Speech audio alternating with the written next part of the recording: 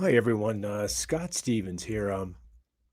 Some of you have seen me and followed me over the last couple of years, geoengineering, chemtrails, and all these other kind of oddball topics. But yet, as a former television meteorologist, became very important to me as I needed to know their place in my day-to-day weather work. So after 15 years, literally 15 years of being down that field, I took the last 2, 3 off, spent a year and a half in Puerto Rico, which was quite an experience. We'll get into that, and what it's like to live in a colony of a superpower at some point in the future, but it's a very interesting story. But I've, joined with some folks, and we have, begun a program and a channel called Metadime, and I'll be participating in this Metadime program and doing some shows on a fairly regular basis, at a minimum once a week, and then weather topics we will discuss virtually every day. 5, 10 minutes, and I'll take your questions and we'll talk about some of these things as these weather events happen literally around the globe because we are all on this planet together, and right now there's nowhere else to go. Some of the things I want to talk about with the weather show, and then also in this other show called Smart Perspectives on the Metadime channel, will be about climate change. Is it real? Is this climate crisis real? What part may geoengineering play in it? What part does CO2 play in it? And then the other wild card that gets very little play in the press is that of the sun. Believe it or not, really, the sun? Yeah, and is the climate crisis a function of the sun, ongoing geoengineering, or carbon dioxide? And then we'll briefly touch on chemtrails. That's probably what brought the most attention to me over the last decade plus. Is that topic, and I'll have at least a little more of a free form here to talk about those and interview and deal with some guests over the coming weeks and months. What might we be, as we play with this weather and as we look at COVID, this whole disease issue, how it's playing with our economy. It's amazing because we've all seen the videos, or many of us have probably seen the videos of how clean the environment has gotten as we've sheltered in place. This is, I know, what a lot of the those that are claiming hashtag climate crisis would like to see happen, where we see a lot less pollution in the atmosphere. And I don't think any of us are against that. It's just, how do we get to that point? How do we unveil new technologies and new energies that I personally believe have been in place for probably the better part of a century? And we just need to get out of this cabal of oil and these families that have made so much money off of oil, and how much of, say, the US foreign policy is driven by access to oil. Even last Monday, when the price of the front month of the May crude, crashed to $37 below zero, meaning you had to pay someone to take your contract for oil delivery. Do we still have US flags flying in Syria when we're not authorized or even legally to be there? We're still extending our military might to hold on to oil. So, what part does oil play in our foreign policy? And I think you'd probably admit that it's quite substantial. So how might we get past this age of oil is one of the topics I would like to discuss. And then what is a grand solar minimum? And then what impact does carbon dioxide from this oil play into our climate, which may be actually of benefit long term as we talk about a cooling or a lower solar energetic cycle? All of this lays into economics. And then what's really going on with the global economy? We get all kinds of news, mainstream news. We have a lot of YouTubers, and then we have a whole raft of folks that get censored. And it's those that get censored, quite honestly, I'm most interested in listening to, because they're saying something that has hit a nerve and hit a raw one at that. And so they've had their voice yanked. And so, what is the message that they are sharing that got them in hot water?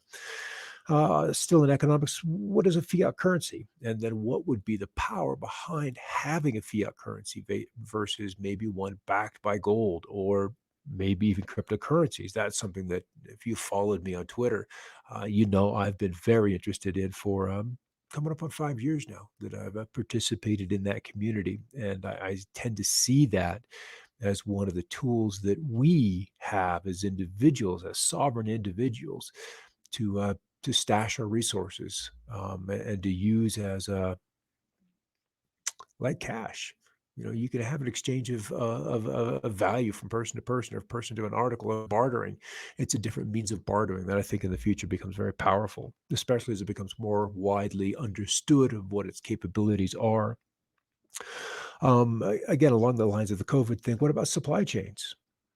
The supply chains being agriculture. We're seeing issues showing up now with meat and meat houses and slaughterhouses and packing houses. All of these things where you have a lot of people working together, bringing a lot of live beings into these plants, and we're seeing outbreaks in those. And what would be the outlook for those in the coming weeks? Also, then finished goods from China. We really haven't seen a lot of crash from that, as I thought we may have. China was able to get at least some of those supplies opened up, and the demand here in the states and around the world has literally collapsed, just as the supply of collapse has shown up on our shores and other shores.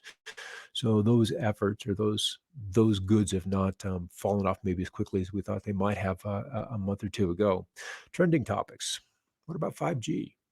I know everybody's got opinion about 5G and its relationship to this virus. It's kind of a hot topic, and we all know that radiation is there and it's present. It's present in our society, and how can it be good for a living organism, especially if you're always going to be bathed in that radiation of those many different frequencies? And then also 5G impacting remote sensing for meteorology.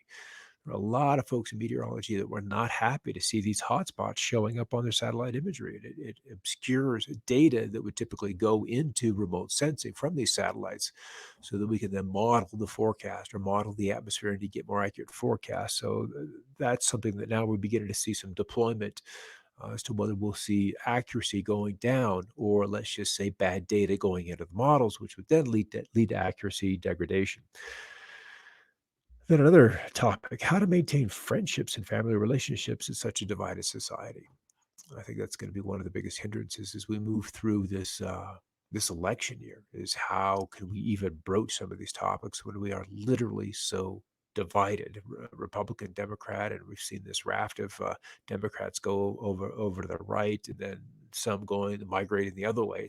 It's completely realigning, and realigning our viewpoints along these lines. And then, are these lines really there? Might there be enough middle ground that a majority could then take control of the narrative? And that's really what I'm curious about. Is there enough truth in each side that if we had media outlets looking at where our common ground resides, that we could begin a discussion as how to get through COVID, how to get through obviously what's going to be an economic collapse of some degree, how to get through the debt that we've incurred, how to open up the economy without imperiling too many people. So there's got to be some middle ground, and that's really what I'd like to explore and have discussions with. Is how can we stimulate discussions without making enemies? And it's got to be a doable fact.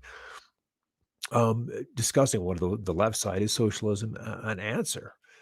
And we've already got socialistic tendencies and programs across many of the nations. The U.S. is certainly not excluded from that.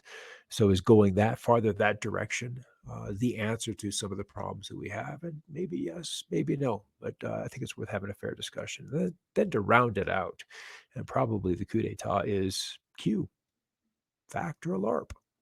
Q. And if you're not familiar with it, it's worth a deep dive. Truly worth a deep dive, because there's no other way to look at that without looking at it. So that's just some of the topics I want to talk about, and then doing some weather. It's coming in spring. We still have had some severe weather yet ahead. The drought's redeveloping across Canada in the western coastal areas, and then also along the Gulf Coast. Will we get some relief from that in the coming weeks? Certainly Texas, Louisiana, so forth, dealing with some big storms over some of those drier locations. So that's good for them. But then the weather is just an ongoing topic of discussion, and one that I honestly find fascinating. So that's about it for now. What are we, about 10 minutes in? It's about where I would like to be for now. And let me know in the comments what you'd like to talk about. We'll get the set worked out, the monitor hooked up, and see if the audio works. This is all kind of new for me. I'm used to having an audio guy and control room and so forth with TV, and this becomes a one man show. All right, 2 shows coming up. There'll be the Scott's Weather Update and the Smart Perspectives, which will officially debut on the 13th of May. All right, guys, talk to you later. Take care. Keep looking up.